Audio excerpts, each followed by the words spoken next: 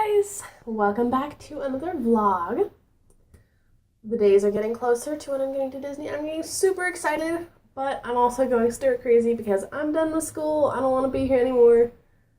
But you know how I feel.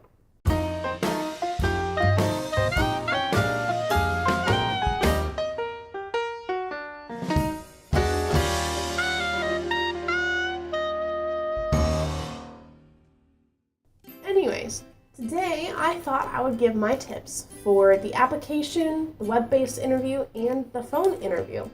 Because I know a lot of y'all are probably wondering what's the best way to get through them. Well, let's start with the application itself. Before you actually apply to the Disney College Program, you have to make sure you're eligible. There's a couple different requirements. You must be 18 by the time that you start your program. You can apply when you're 17, but you must be 18. You must have been through at least one semester of college. So if you just graduated high school, you can't apply for the Disney College Program if you're going into your fall semester. But if you're in your fall semester, first semester of college, you can apply for the spring program. You must also be eligible to work in the US, although that mostly applies to international students. These are less requirements and more things that you should definitely be aware of when you're applying. There is a fee to start the program. For Florida, I paid about $350. And then I've heard California is about $900, so keep that in mind when you're applying. That fee is due 7 days after your job offer. You also have to keep in mind that you will be gone for 4 to 7 months. So if it's going to put your degree off track, then you might want to reconsider. Maybe you can take it after graduation, because that is another thing. You are eligible for the program up to 6 months after your last class at a university. So back to the actual application. When you're selecting roles that you're interested in, which happens in your application stage, keep in mind that even if you put low interest for something, you still will be considered for it. I put no interest in food service, but during my phone interview, the lady asked if I would like to be considered for food service, and I said, sure, why not? That's the role that I got, even though I had said no interest originally. Disney will take into account your preferences, but they can't guarantee you whatever job that you put as your high priority. There's not much else to the application, but I'd like to move on to the web-based interview. Web-based interview is basically a huge personality test. It does take about an hour, so make sure you have enough time when you begin your test. There's a series of questions.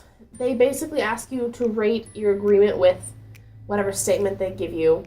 On a scale of 1 to 5, it's also a scale of most likely to least likely. There's a scale of strongly disagree to strongly agree. They use this to try and place you in the proper job category, or at least that's what I would assume.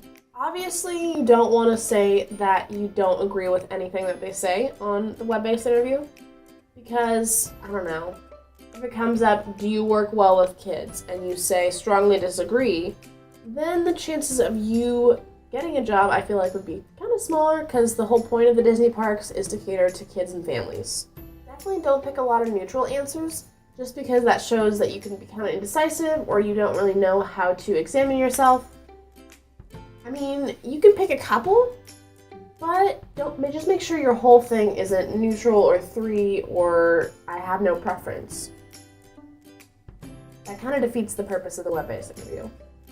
And then after that is the ever so important phone interview. First things first, when you get your email to sign up for your phone interview, keep in mind that the times that are listed are in Eastern time.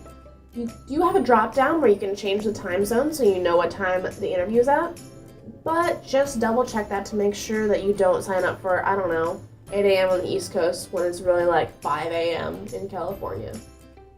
Whatever time you choose, also make sure that you set up about half an hour on either side of your interview schedule time, just in case they call early or if they call a couple minutes late. I believe they have a 15-minute buffer on either side. They can call you 15 minutes early or 15 minutes late. So if they are late calling you, also don't freak out. Probably just went long on the last phone interview, because I feel like they're probably doing a million phone interviews all at the same time, because there's some like 50,000 applications that they have to get through every year. For the actual phone interview, I would say make sure you smile as your first tip.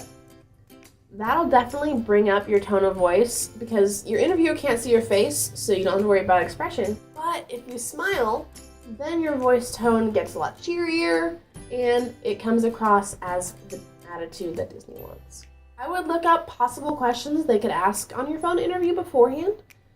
Don't write down your answers and say them word for word because they can tell if you're just reciting something you've thought of before. But what you can do is write out your thoughts for the questions. That way, that when they ask those questions, your brain will already have thought through that and will have an answer prepared. Also, be prepared with stories from your work experience like emergencies, difficult customers, non-English speakers. I got a question about all three of those. So you definitely want to have examples from your own professional experience. Also, something that's super important is to know what the roles require and then what experience you need for them. I got asked for what role I think I'm most qualified for, not the ones that I wanted. So you definitely want to have that information either on hand or know it beforehand. Be creative with your end of interview questions because your interviewer will ask you if you have any questions for them. I went with the standard, did you do the DCP and what did you learn from it? And she immediately said, I get that question a lot, which made me feel kind of bad.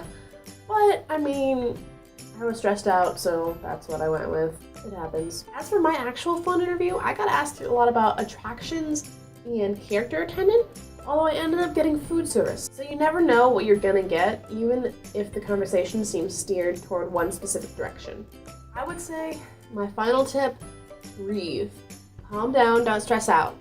Because the more tense you are, the more your brain's gonna freeze up and you're not gonna know what to say. Basically, it's not the end of the world if you don't pass the phone interview, and you just don't wanna have that stress on you all day long leading up to the interview.